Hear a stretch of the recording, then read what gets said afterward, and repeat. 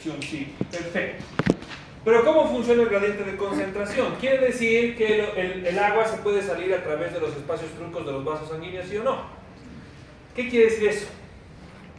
Quiere decir que puede atravesar y llenar las células. A ver, ¿por qué necesitamos líquido intracelular? Es muy sencillo. ¿Quién sabe cuál es? Es una pregunta un poco amplia, no de cultura general más que de otra cosa. Cuando un reactor nuclear se está saliendo de control y amenaza con estallar o soltar radiación, ¿qué es lo que se hace con el reactor? Apagar. No se lo apaga, es autosustentable. No le puedes bajar una palanca y se apaga. ¿Qué se hace? Agua. ¿Qué se hace? Agua. Se disminuye la cantidad de del movimiento de los átomos, evitando que así se dispersen más, evitando la fusión. ¿Cómo lo haces? Bueno, hay un método que sería con la aerodinámica, que también tiene que ver, bueno, aerodinámica también. Agua. Ya no se puede enfriar, es autosustentable. Agua. Está a punto de estallar, ¿qué se hace? Agua. Se lo ahoga. Agua. Se lo ahoga en agua. Tira agua. Si jalas una palanca y la sala del reactor se inunda. Y ahí lo sueltas al agua, se hunde hasta la profundidad y con la presión y la temperatura helada, el núcleo se congela. Eso se hace con un reactor nuclear. Las células son mini reactores nucleares. Tienen adentro una unidad funcional que se llama ribosoma, que si quieren lo pueden tomar como si fueran los átomos, y el verdadero reactor, que es el retículo endoplasmático rugoso. Genera mucho calor el retículo endoplasmático rugoso cuando entra en contacto con glucosa. Por eso se llama caloría. Sin embargo, este reactor, para que no estalle, ¿qué le hacen? Se lo ahoga. El retículo endoplasmático rugoso está en el citosol flotando en agua.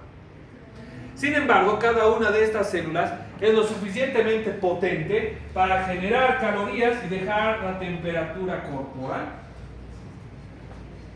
Somos como un pequeño reactor nuclear los seres humanos. Sin embargo, la distribución de los líquidos es importante para que se mantenga este reactor nuclear sin estallar. Por eso que los pacientes con deshidratación y fiebre alucinan incluso por el calor. Por eso es tan importante la terapia hídrica. Entonces, ¿cuál es la cuestión? ¿Cómo funciona el gradiente de concentración? Ahora que ya saben para qué sirve el agua, entenderemos para qué sirve el gradiente de concentración. Imagínense que la universidad este año, en mayo creo, o junio, ha cumplido 32 años la facultad. Entonces imagínense que para celebrar los 32 años, no sé, pagan un boliche en la universidad para que vayan todos ustedes. Quisieran, ¿no? Pero bueno, pero ahora pónganse a pensar. Los chicos somos un poco más sencillos, te pones una chamarra, una chaqueta y ya estás listo, ¿no? Las chicas les toma un poquito más tiempo, algunas, otras hacen magia, no sé, y aparecen listas. Entonces llegan al boliche, y el boliche es igualito que esto, con una puerta parecida a esta. Solo tienes que entrar. Entonces, ¿qué es lo que va a pasar? Están de todos los semestres y de todos los paralelos en ese boliche. ¿Ustedes qué van a hacer? ¿Se van a ir con un montón de desconocidos o se van a ir con los de su grupo? Con los de nuestro grupo. Eso es exactamente lo que hace un gradiente de concentración. Y lo que hace es que el intercambio sea perpetuo, haciendo que una vez que esto se llene, como si fuera el juego de los vasos, pasa al intersticio, del intersticio llene esta célula, del intersticio y otra vez a la célula y se llenen, siguiendo el gradiente químico. Entre aguas se llenan. Y se llenan para que las células mantengan su temperatura. Así es como se mueven los líquidos o las sustancias por difusión. Sí. El agua, por ejemplo, no es considerado un medicamento, pero sí se considera un principio activo. Fíjense ustedes qué interesante. Porque ¿qué solución para entrar no tiene agua? Ninguna. Si no sería polvo. Entonces ahí tenemos el ejemplo de difusión sí. ¿Qué sustancias, por ejemplo, se mueven por difusión facilitada? Sodio.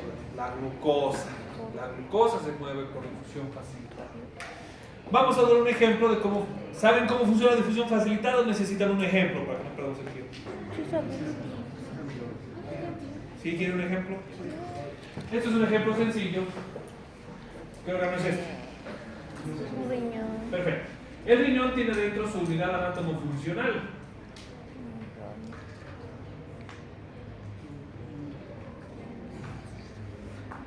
Que es así. Tiene un túbulo contorneado. Un túbulo que va hacia abajo. ¿Ves? Un asa. Un túbulo que asciende. Un túbulo lejos del nefrón. Y un túbulo que solo absorbe agua. Súper, túbulo colector. Entonces aquí hay una particularidad. En este segmento de aquí, tan famoso, en este segmento de aquí, si nosotros hiciéramos un corte, veríamos que las células son así. O sea, no exactamente, ¿no? Pero o sea, son así. Entonces, donde está, aquí está. Fíjense, todo lo que se queda aquí se pierde en forma de orina. Se va en orina. Entonces el riñón, para que no perdamos todo, como si fuéramos una máquina sin filtro, tiene una función que se llama reabsorción. Y todo lo que vuelva hacia este lado, vuelve a la sangre, vuelve a la circulación, que quiere decir que ha sido reabsorbido. Entonces, ¿cómo funciona esto? El riñón, por fisiología, ¿los seres humanos orinamos azúcar normalmente? No. Quiere decir que la tasa de excreción renal de glucosa corresponde a 0%. En contraste, la tasa de reabsorción renal de glucosa es de 100%. Sin embargo, los pacientes con diabetes, ¿cuáles son las P's de la diabetes? Poliuria, polifagia, polidipsia. Poliuria, polidipsia, polifagia, pérdida de peso. Perfecto. Y aquí está la respuesta, la difusión facilitada. Algo tan sencillo como el segundo concepto que te enseñan en fisiología explica los síntomas más famosos del mundo. Resulta que el riñón a esta altura tiene un intercambiador del tipo SIMPORTE, es decir, que absorbe sustancias en la misma, se llama SIMPORTE o cotransporte. ¿Le suena familiar? Transporte activo primario. Esta bomba simpórtica que funciona con ATP absorbe sodio y absorbe glucosa. Entonces la glucosa pasa aquí, ya no va a ser orinada. Entonces, ¿qué es lo que hace el retículo endoplasmático rugoso? Para contrastar y que pueda volver a la sangre, exprime unas proteínas que se llaman GLUT. Y la glucosa vuelve a la sangre. ¿Cuál es la cuestión? Esta proteína GLUT, ¿saben qué tiene? Difusión facilitada. Quiere decir que tiene tres características porque es difusión facilitada. La primera, necesita una proteína. Y esta proteína le da su segunda característica, que es estereoespecífico. ¿Qué quiere decir estereoespecífico? Que si esta es una proteína de azúcar, solo puede pasar. ¿Se podrá pasar un sodio así de casualidad? No. Su composición química solo permite el paso de una sustancia. Y tercero, tiene un índice de saturación o también llamado transporte máximo. ¿Cuál es el umbral de saturación de la glucosa en el riñón? 165 miligramos de decilitro. Quiere decir, este es el índice de saturación, quiere decir que a partir de encima de este valor, deja de funcionar la proteína. ¿Y qué le pasa al azúcar? ¿Dónde se queda? Y lo orinamos. Se llama glucosuria. La diabetes, ¿con qué se diagnostica? Examen de orina y de sangre. La glicemia mayor a 200 miligramos de decilitro. 200 es mayor a 165. Entonces, nuestro paciente tiene glucosuria. Y si revisamos, ¿no es verdad? 2 por sodio más glucosa sobre 18 más nitrógeno ureico sérico sobre 2,8. La fórmula de la osmolaridad plasmática. La fórmula de la osmolaridad plasmática me dice que la glucosa es osmótica. ¿Qué quiere decir que es osmótico? Que jala agua. Entonces, si yo orino una partícula que es osmótica, también estoy orinando abundante y tengo poliuria. ¿Qué es la poliuria? un gasto urinario mayor a 2.700 ml en 24 horas. Casi 3 litros de orina en 24 horas. Entonces, como orino mucho, poliuria, me da mucha sed. Y el paciente tiene polidipsia, consume abundante agua. Tan sencillo como difusión facilitada de la diabetes. Bueno, entonces, estos fármacos, sin embargo, trabajan con sus características químicas muy parecido a las características químicas que tienen las biomoléculas. Los fármacos pueden ser ácidos y bases débiles. ¿Por qué son ácidos y bases débiles? Porque estos deben tener la posibilidad de modificar mínimamente este tipo, que se llama potencial de hidrogeniones. Y ustedes dirán, ¿pero por qué debe modificar lo mínimo posible? Porque durante las enfermedades ya hay una tendencia a la acidosis en la mayor parte de las enfermedades, casi todas. Otras cursan con alcalosis, es cierto, pero la mayor parte cursa con acidosis. Esta presentación puede ser fármacos en ácidos y bases débiles. Base quiere decir que es alcalino, por si acaso. Ácido y alcalino, pero coloquialmente en bioquímica se llama base. Ionizado, no ionizado. Poco soluble. ¿Qué quiere decir poco soluble? Que se transporta poco en sangre, o muy soluble, que se transporta mucho en sangre. ¿Qué medicamentos serán, por ejemplo, poco solubles? La dexametasona, la vitamina B. Si tú te derramaras dexametasona sobre tus dedos, te darías cuenta que es oleoso, es grasoso. ¿El agua se mezcla con el aceite? Porque es poco soluble. En contraste, la insulina tú te pones mal y en los 15 minutos te puedes estar muriendo, porque está hecha de péptidos. Y la insulina, por ende, si está hecha de péptidos, los péptidos son hidrosolubles. Entonces, como no podemos ponerte un medicamento oleoso en las venas, ¿dónde se pone la vitamina B y la dexametasona? Correcto. Ya están aprendiendo. Ya se están dando cuenta. No es casualidad, ¿no? Le ponemos dexametasona en el rabo porque yo quiero. No. Tiene una función, tiene un principio. ¿Listo? Y aquí está.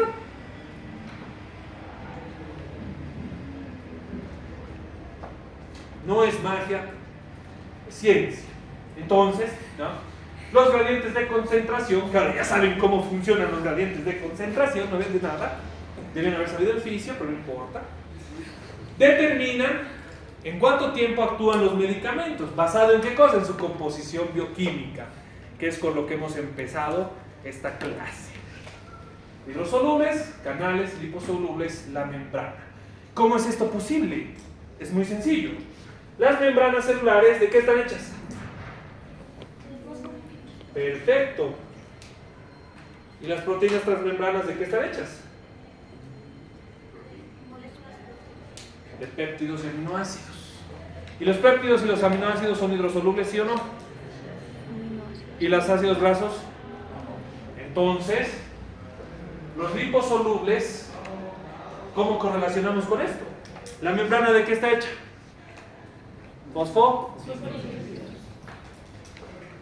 Fosfolípidos. Los medicamentos liposolubles atraviesan la membrana con facilidad.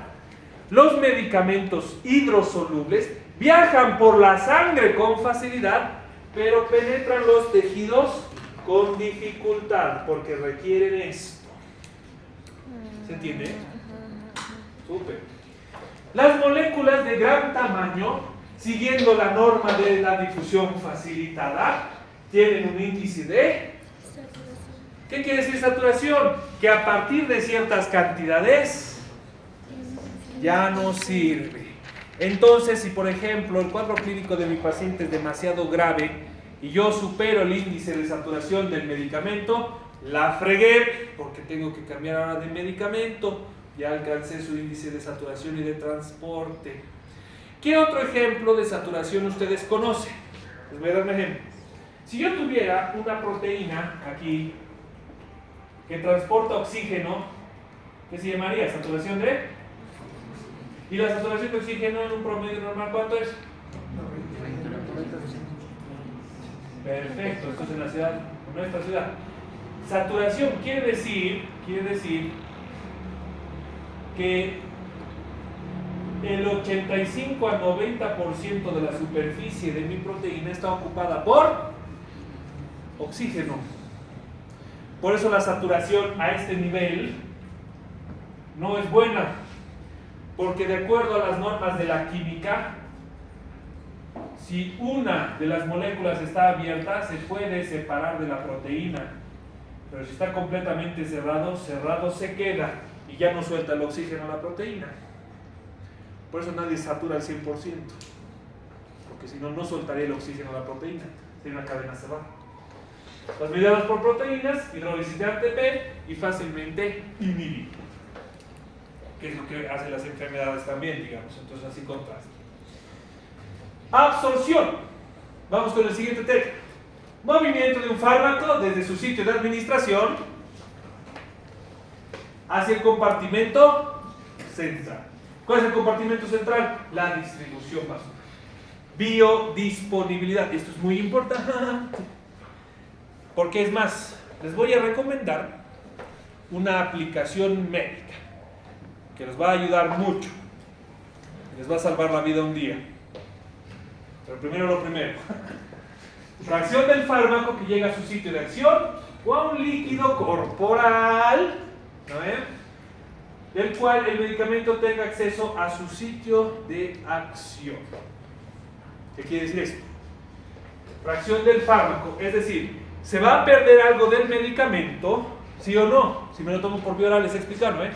El estómago, por el ácido, se va a perder una porción. En lo que lo he diluido en mi boca con ese sabor horrible, se va a perder otra porción. Entonces, la porción que sí llega a ser el efecto y que ha viajado por la sangre se llama biodisponibilidad. Y en los textos o en las aplicaciones médicas viene en porcentajes. Si tiene biodisponibilidad del 40%, es un medicamento regular.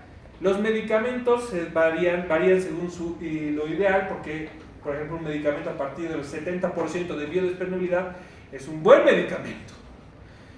Entonces analizaremos eso. Les habíamos dicho, es el porcentaje que llega al sitio, porque hemos dicho que una porción se pierde, ¿no es verdad? Entonces imagínense un medicamento que tiene biodisponibilidad del 40%, si me lo tomo, voy a empezar a reducirla, porque se va a perder un porcentaje en mi boca, otro porcentaje en mi estómago, otro porcentaje en mi intestino, y para cuando ya llegue al sitio de lesión, su biodisponibilidad va a haberse reducido a 15, 25%. Y de lo que era un fármaco, se va a volver un fármaco inútil, que no sirve. Entonces siempre deben tener cuidado con la descripción, porque por ejemplo, si la biodisponibilidad es altísima y el medicamento es nefrotóxico y me lo tomo, y mi paciente es un estadio G3A, es muy probable que con la biodisponibilidad alta le lesione más el órgano. ¿Se entiende ese concepto? Súper. Entonces, ¿no? Les dejo aquí unas vías intravenosa, subcutánea, intramuscular y oral, pero ahora quiero que se fijen algo. ¿Por qué preparo esta presentación especialmente? Vean esta tabla. Ahora fíjense la que he preparado de los libros en inglés, que es lo que les he advertido. Fíjense, por ejemplo, en relación a la administración, a la concentración de medicamentos. Intravenoso. ¿Qué color está el intravenoso? Ya, rosado. Fíjense, el intravenoso tú lo pones y su pico de acción es altísimo, ni bien se deposita. Y con el tiempo va disminuyendo, reduciéndose. En contraste, el intramuscular, el verde, aplicación, hay un periodo de tiempo en el que no pasa nada, alcanza su pico funcional y recién empieza a disminuirse. El siguiente, subcutáneo, como la insulina. Mucho más tiempo de espera, pero esto depende de qué cosa. Por ejemplo, de la vida media del medicamento, que en este caso como una hormona exógena. ¿Cuánto tiempo de vida media tiene la insulina? Uy, Pucha, no se pueden por responder. 15 minutos tiene de vida media. Entonces aquí están nuestros 15 minutos y tiene su efecto y empieza a reducirse gradualmente. La oral, más largo de 15 minutos. Entonces, siempre métanse esto en su cabeza, que es mucho más sencillo así. Todos los medicamentos actúan en 15, 30, 45 o 1 hora. ¿Se dan cuenta el perfil, no? De 15 en 15. Fácil así. Y no hay medicamento que se salga de esa excepción por si acaso. Cosas de la naturaleza. Entonces, fíjense, habíamos visto que había distribución. Y aquí está. Este esquema nos está mostrando lo sensible que es la distribución. La intramuscular, su distribución es hepática. Transdérmica, distribución hepática. Intravenosa, directamente al riego sanguíneo. Lo diluye muy rápidamente. Lo cual explica esto. Sin embargo, los medicamentos tienen dos formas de excretarse, una hepática y una renal. Dos órganos altamente ligados, lo cual explica por qué se pierde. Porque o el hígado se deshace de él o la vía urinaria, porque entra directamente en condición de flujo sanguíneo. Ahora han visto mi tabla aquí en español, ahora vean mi tabla en inglés. ¿Ven la diferencia? Oral, ventajas: conveniente, costo efectivo, relativamente seguro, efectos terapéuticos y concentraciones se adquieren gradualmente. Desventajas: muy baja biodisponibilidad. En mi boca pierdo un poco, en mi esófago pierdo otro tanto, en mi estómago pierdo otro tanto. Biodisponibilidad que va reduciéndose a medida que se va metabolizando. Es más dificultoso de ajustar. ¿Por qué? Porque no será lo mismo que yo me tome 800 miligramos de ibuprofeno y que vaya disminuyendo su biodisponibilidad a medida que me la trago, en contraste que me tome 1 gramo de paracetamol y vaya reduciendo su biodisponibilidad.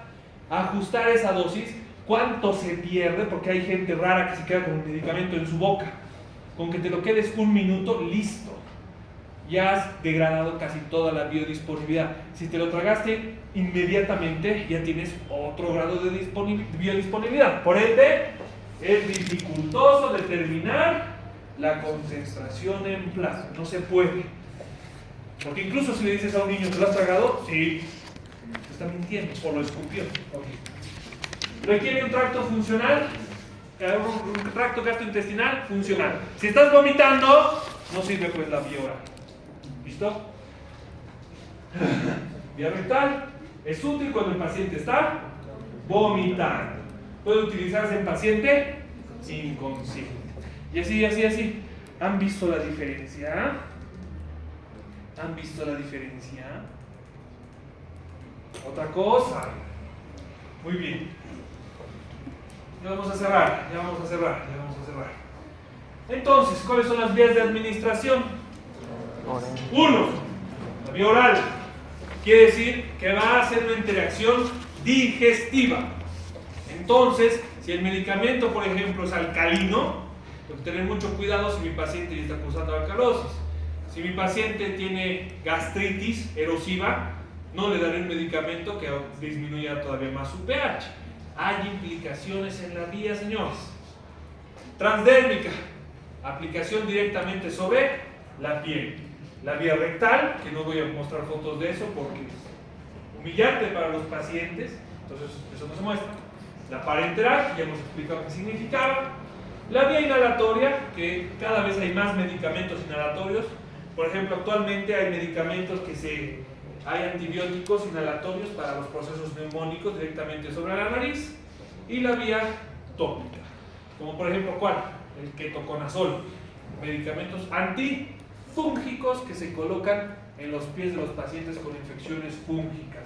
Los que se ponen los zapatos encima de sus pies mojados ni bien salen de la ducha, están haciendo la silla, los hongos en los pies, que deforman las uñas por si acaso. Entonces, no les recomiendo. ¿Listo? Les dejo esto para que lo repasen. Los determinantes de la administración oral, la facilidad. Pero ya nos hemos extendido bastante. Vamos a ver las presentaciones de los tipos de medicamentos. La siguiente. ¿Listo? ¿Hay alguna pregunta o duda?